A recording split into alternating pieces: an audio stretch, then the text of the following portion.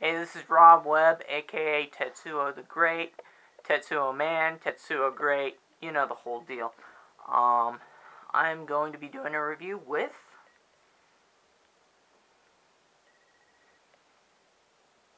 this freaking thing.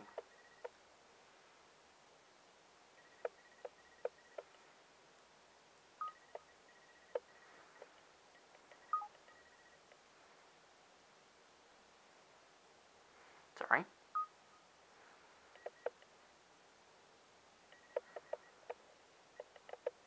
My mom. Okay, that's my mom. I'm going to be doing it via phone. We are going to review Tron Legacy.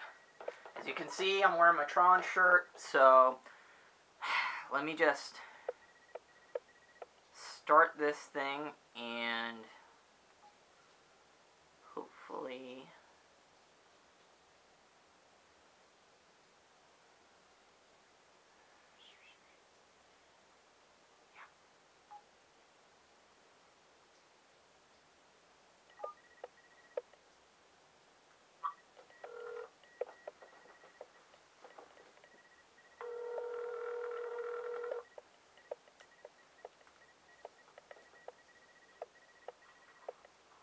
Hello? Hi. We're gonna talk about Tron Legacy now, okay? Okay.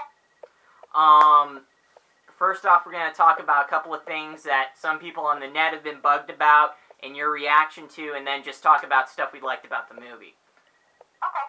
Okay, first off, one thing that people felt was that Jeff Bridges as Flynn, that some of his dialogue was too much, like the writers were trying to write him like Jeff Lebowski from The Big Lebowski, you know, the dude.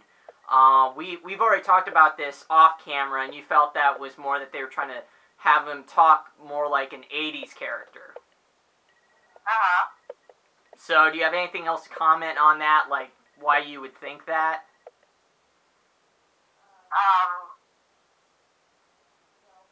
No. So basically, your whole attitude is they weren't trying to make him sound like the dude. They just were trying to make him. Okay. No, I think they were trying to make him sound like he was from the 80s. He was, he hasn't experienced anything, since the 80s. So he's still using the same dialogue from the 80s, not the 90s or. Yeah. Like even the line, you're messing with my Zen man. Well, the fact that they got him, his whole idea of fighting against the guy he created, what was his name? Clue. Yeah. His whole idea of fighting him was to do nothing. Yeah. So he sat around meditating all day. Yeah. So, yeah. The fact that he said that about the whole Zen thing, the guy spent the last 20 years meditating. Yeah. I honestly just felt that they were trying to make him sound more like Jeff Bridges, because that is kind of how he talks. If you, like, but then again, I think Jeff Bridges actually in his real life dialogue sounds a lot like the dude. Like, I just got that impression when I saw his acceptance speech for the Academy Award. And, yeah, and he's like, I'm glad, what was it? He said, I'm glad about my parents got me into this groovy profession, or something like that. Yeah. So I just thought that they were just trying to make him sound like more like Jeff. Yeah, maybe Jeff Bridges is stuck in the 80s. Maybe Jeff Bridges is stuck in the 80s. Okay, another thing that bugged some people was, I'm trying to think, because there were a couple of other things besides that. One was... you were talking about the fact that at some point, when they did the transition to the younger Jeff Bridges, that it didn't... Yeah. Yeah, some people thought that it looked good in some parts of the movie, but in others, it had an effect that's called Uncanny Valley. Oh, what's that mean? Uncanny Valley means that it's trying to, as close as like computer-generated stuff is supposed to try and imitate reality, it ends up looking kind of off. That's like the simplest way I can put it without like talking for an hour. I didn't notice that. When I did feel maybe it was all in my head. Yeah. And I felt that Clue definitely was different than Jeff Bridges. That the two images were different. Yeah, there was. Yeah, I also felt that. Yeah, because like when they had the flashback stuff, it looked seamless, but it almost felt like they were doing it on purpose with Clue because he's a program. Yeah, he looked different to me, even when they were, facing each other at the beginning, when he first created him. Yeah, in comparison. Yeah, between, young Jeff Bridges and then Clue. Yeah, that there was even something different between there. Yeah, I kind of agree on that. And I was also... And I think that was purposely done. Yeah. Probably because he was a program, and, his whole... Unfortunately, Jeff Bridges did the whole perfection thing. Yeah. Which is never a good idea.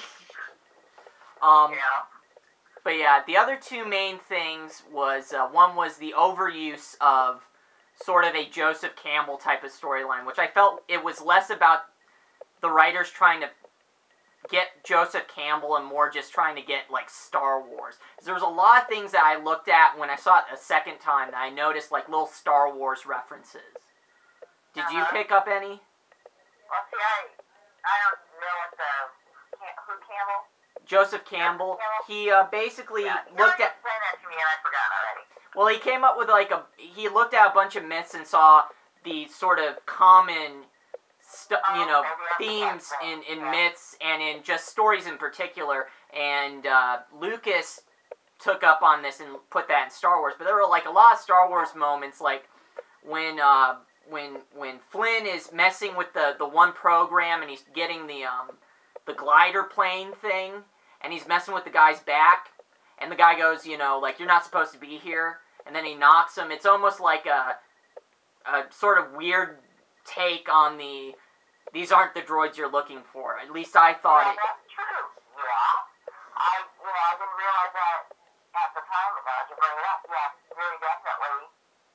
Yeah, well, he definitely had Obi-Wan kind of qualities. Yeah. Okay. That's kind of a Star Wars thing. And it's just the whole thing that even though he was an old guy, he had these powers.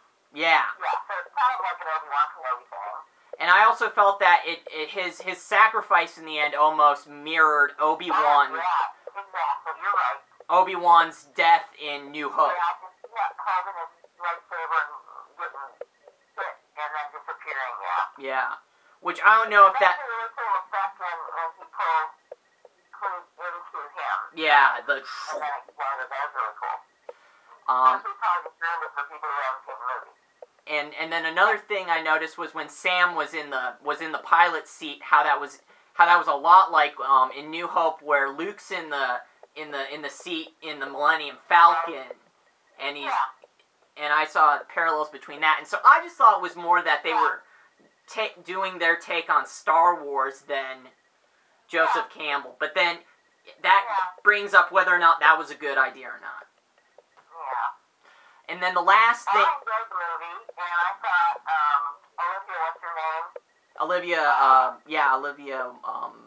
Wilde? Yeah, she was really good, and I think she had the right amount of awe about the real world, or what we consider the real world, Yeah, I really liked that moment where she was... do you know Jules Verne? Yeah, I know Jules Verne. Yeah, the whole, do you know Jules Verne? Yeah, I love that too. But one last thing, and then we'll just talk about just a couple of things that you liked besides that. There was some complaints that Sam may have not been as likable a character. Oh, I don't know. I thought he was... the weird thing was, I think he talked a lot like Jeff Bridges. I mean, he had that kind of sideways sort of talking. I don't know if Jeff Bridges has just kind of gotten that way as he's gotten older, that he, I don't know, there's a little bit of difference in his speech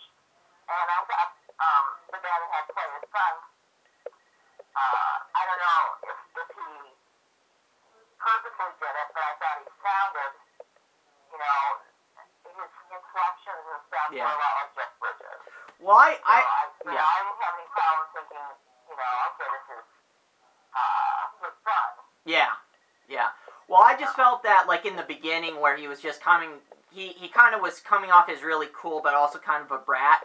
I felt that was to... Well, you gotta realize the situation, too. Yeah. He was left by his dad, he was pissed off, and,